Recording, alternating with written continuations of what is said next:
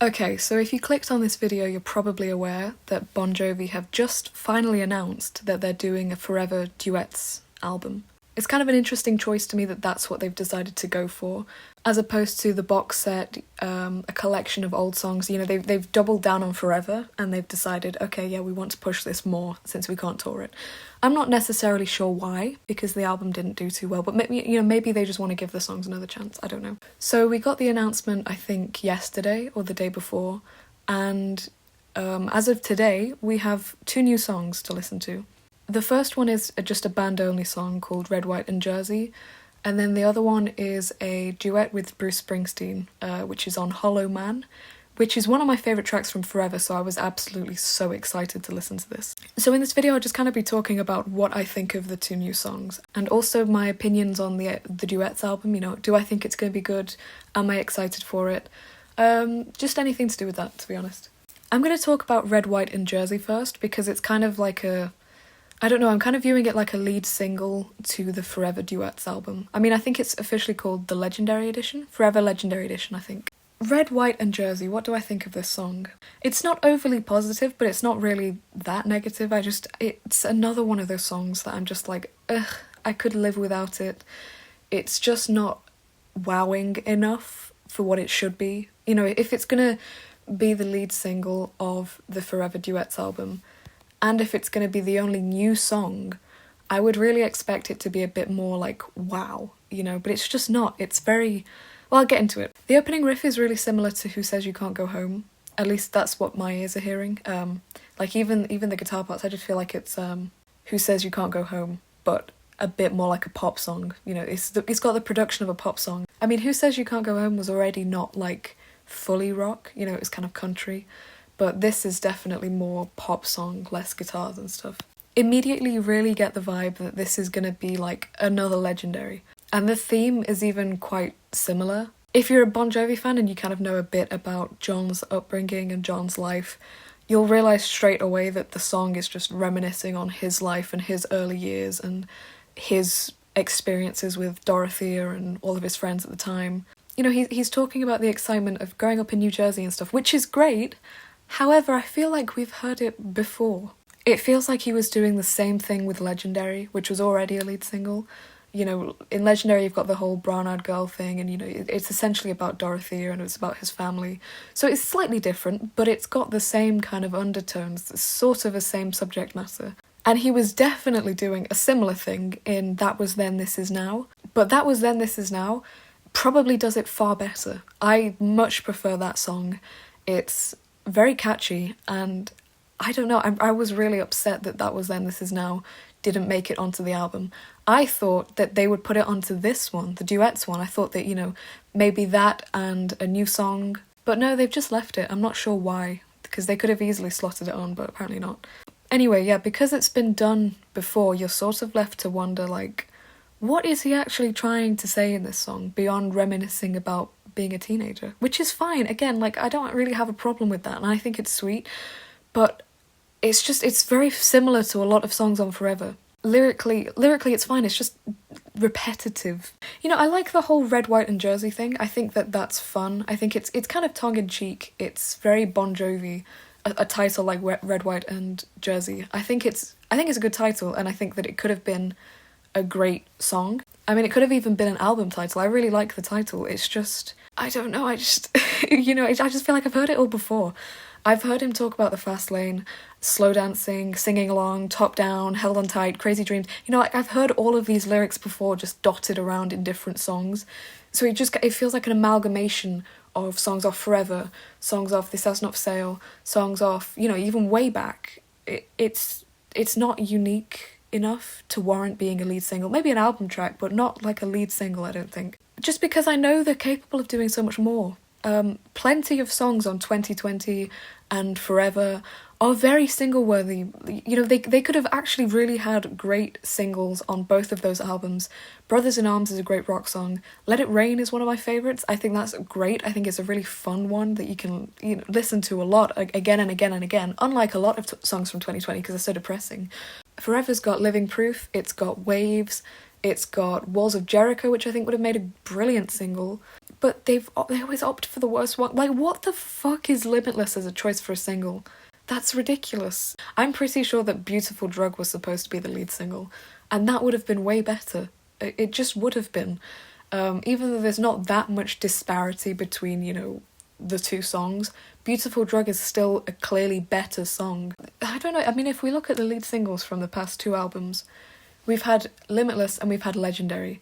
They're the same song in different fonts. They're the same. They've even got the same theme. It's like, oh, we can do anything, we can be anything. It's just, I don't know. And they're both very pop sounding songs. I don't really have a problem with that, but you just expect more.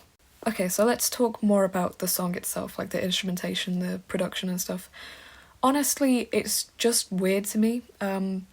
I don't know if the auto-tune is trying to kind of cushion John's vocals, which obviously are not in the best spot. And I wonder if it's trying to make them sound softer, and then it ends up, the whole song kind of ends up sounding this weird, sludgy...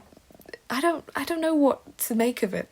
There's not really anything to label it as a rock song, and trust me, that doesn't really bother me. It's more just like the fact that there is a slot for a guitar solo where absolutely nothing happens is just weird. Instead of having a guitar solo, which it sounds like they're setting up, it feels like they're going to set up, they just rehash the same chord progression, which has been playing under like the chorus and the verse, over again, in exactly the same way as it's been played throughout the rest of the song. It's not like they do anything interesting on it. It's not really like there's an instrumental solo. It's just bizarre. It's like, why would you not put a solo in there? Like, is Phil X on holiday? What's he doing?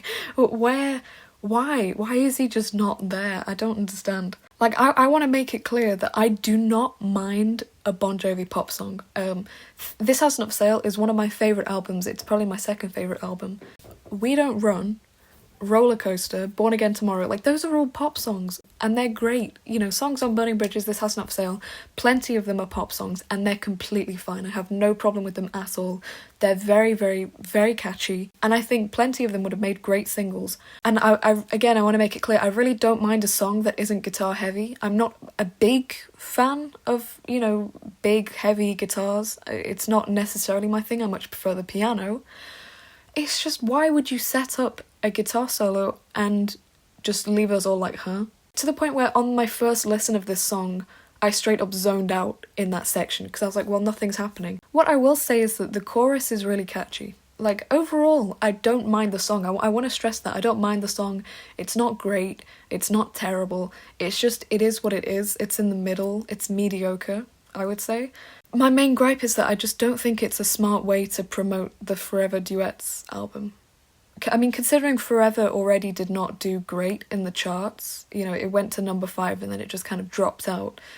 You need something more oomphy for the Forever Duets album. Like, if they didn't like the first one, then even if it's got like loads of cool people on it, you need something that's going to drive your core audience back. You know, you need the Bon Jovi fans to be interested, and I don't think that this song does it. I don't think it's terrible, but you know, it is what it is. It's fine. It's whatever.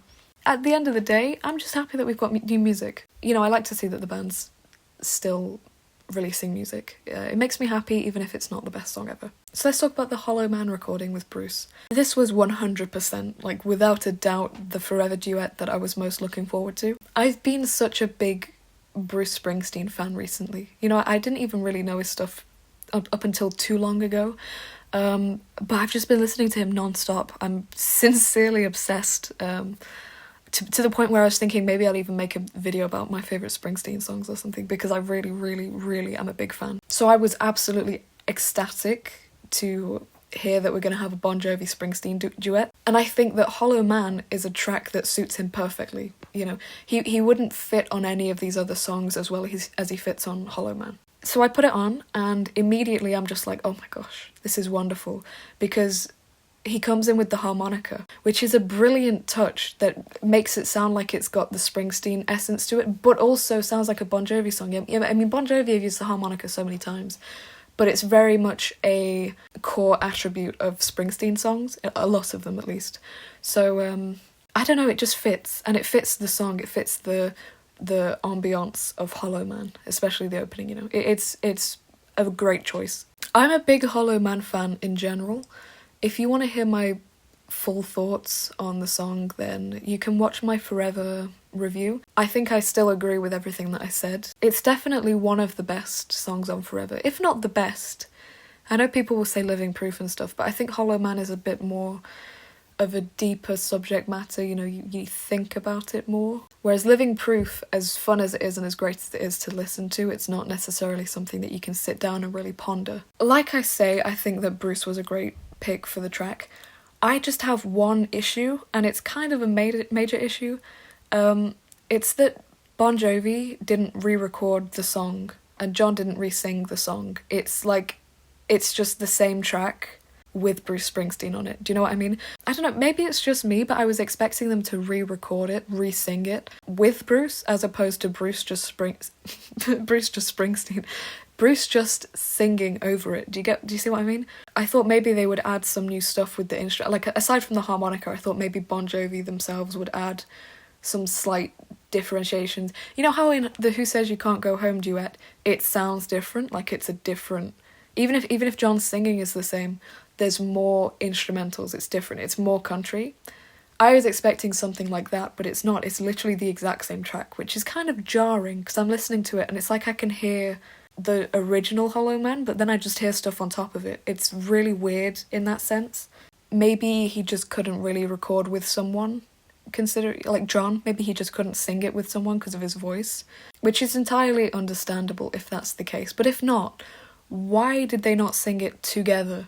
At least have them in studio together, because the way it sounds, I'm almost thinking, were they even there? This is me being nitpicky because I absolutely love the track and I'll be listening to it a lot, but it just, I do feel like Bruce Springsteen is singing to the track, like over the track, as opposed to singing with them. I don't know, it just kind of sounds like there's a disconnect there between the two of them, like it's lacking the interaction that maybe would have made it slightly better, I don't know. One thing that's interesting is just how incredible Bruce sounds. Like, he sounds the same. It's insane, he just sounds incredible. His voice is so strong still, and it's funny because John sounds so much older than Bruce, even if Bruce is older than John by like a fair bit. John sounds so old manish on Hollow Man, which I think is a part of the reason that I like it so much. I don't know, I again, I'm gonna say this, I love John's voice now when he's just singing in a normal register. As long as he's not, you know, trying to scream, reach for the stars with his vocals, I really like it. I think that he can make a great acoustic album with it. I think it's fantastic. Because it sounds so kind of weathered and aged, and it's got so much character. It's just the real problem, it comes when he tries to sing Living on a Prayer and other songs that are songs that he wrote when he was in his 20s and 30s and even 40s. It's just not going to vocally work when you're in your 60s and when you've had an atrophy. So that's my opinion on Hollow Man and Red, White and Jersey. How do I feel about the rest of the record? I really don't know because it's not come out yet, so... It doesn't come out till October, so I can't really say much else unless they release another song from it before then. But yeah, I remain cautiously optimistic because I did really like the Hollow Man. Let me know your thoughts. I kind of have the general consensus that people don't like it, which I think is a fair thing. You know, if you've been a Bon Jovi fan for many, many years, I get it. You know, it is different. It doesn't sound like the old stuff, which, you know, to some people that's going to be upsetting. I get it. Let me know what you think, and I will keep everyone updated with any new stuff they release.